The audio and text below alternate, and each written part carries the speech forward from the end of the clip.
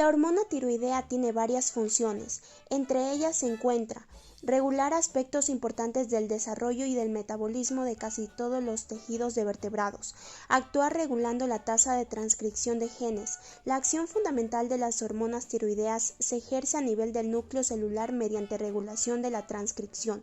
Las más importantes son T4, es una prohormona, y T3 se activa a nivel transcripcional. La proteína MCT8 transporta de manera muy específica T4 y T3, teniendo un papel importante no solo en la acción celular de las hormonas tiroideas, sino también en su secreción por el tiroides. En 1996, a los 33 años, fue evaluada por primera vez en la clínica de tiroides. Refirió fatiga, ganancia de peso, palpitaciones, diarrea, ansiedad e insomnio. Recibía tratamiento con levotiroxina y las pruebas de funcionamiento tiroide mostraron elevación de T3, T4, TSH no suprimida. Durante la exploración física se encontró sobrepeso y tiroides normal. Un gramograma tiroide reportó un aumento de captación de 71% por las 24 horas. Se documentó ausencia de anticuerpos antiperoxidasa tiroidea, anti-T3, anti-T4. La concentración de globulina transportadora de T4 estaba aumentada a un 20.1 microgramos sobre mililitro y se descartó la presencia de un adenoma hipofisiario productor de TSH-alfa y resonancia magnética de hipófisis. Se inició un tratamiento de tiamazol y hormonas tiroides a dosis variables.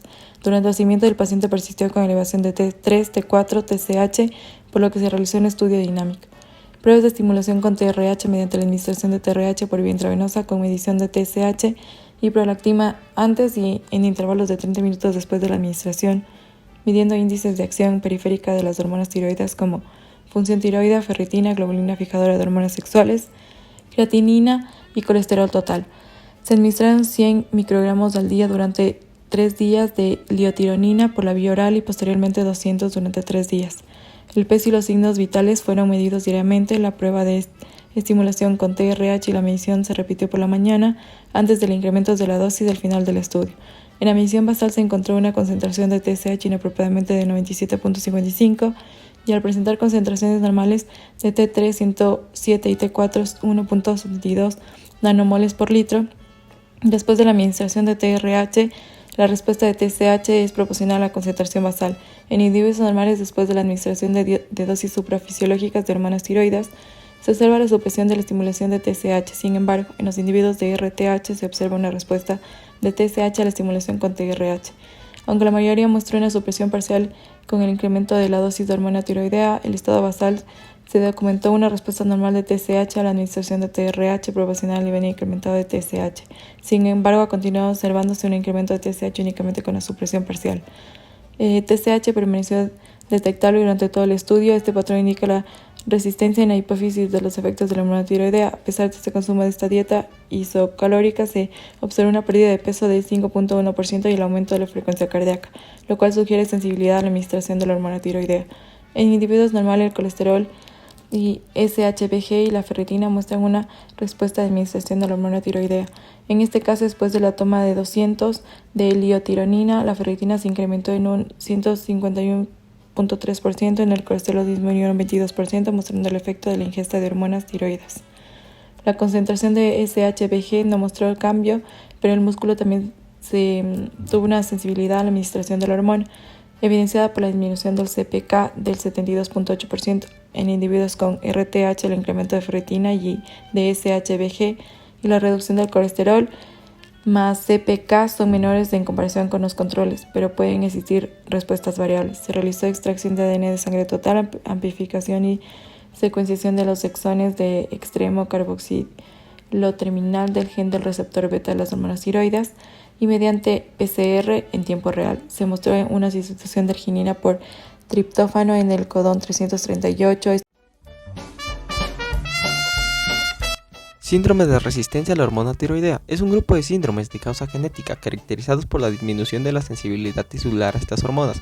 En la actualidad se distinguen 3 formas en las que la resistencia a la acción hormonal se debe respectivamente a mutaciones del gen que codifica el receptor nuclear de T3-TRB, el cual es el receptor beta selectivo de la hormona tiroidea, a alteraciones en el transporte celular de T4 y T3 y a defectos en la conversión de T4 en T3 mediadas por deyodasas.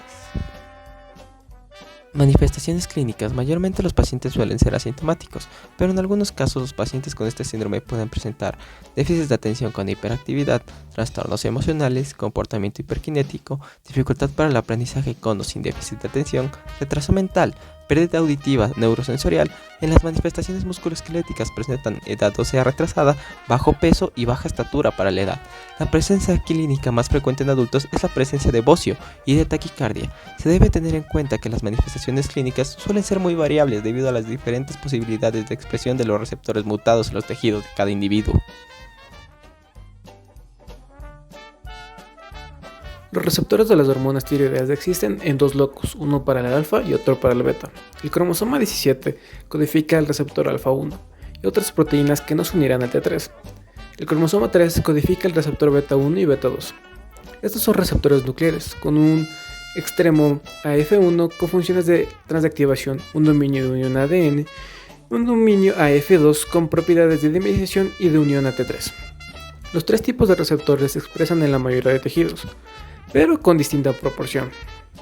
El beta 1 se expresa más en cerebro, hígado y riñón, el alfa 1 en huesos musculoesquelético y músculo cardíaco, y el beta 2 en la hipófisis. La causa del síndrome se debe a una mutación en la isoforma beta del receptor. En la mayoría de casos se reporta una mutación en la región de unión a T3. En el 95% de casos, las mutaciones consisten en una sustitución de un nucleótido, provocando cambios en un aminoácido. En muy pocos casos, un codón de terminación temprana.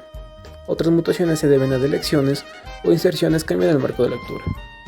Estas mutaciones hacen que el receptor disminuya su afinidad por T3, haciendo que es difícil que la hormona realice su efecto en el tejido diana. En el caso de la paciente, la sustitución de arginina por triptófano se dio por un cambio de citosina a timina, provocando el cambio del aminoácido antes dicho. El síndrome de RTH debe sospecharse en individuos que presentan concentraciones altas de hormonas tiroides en suero, junto a una TSH normal o elevada, especialmente en presencia de bocio.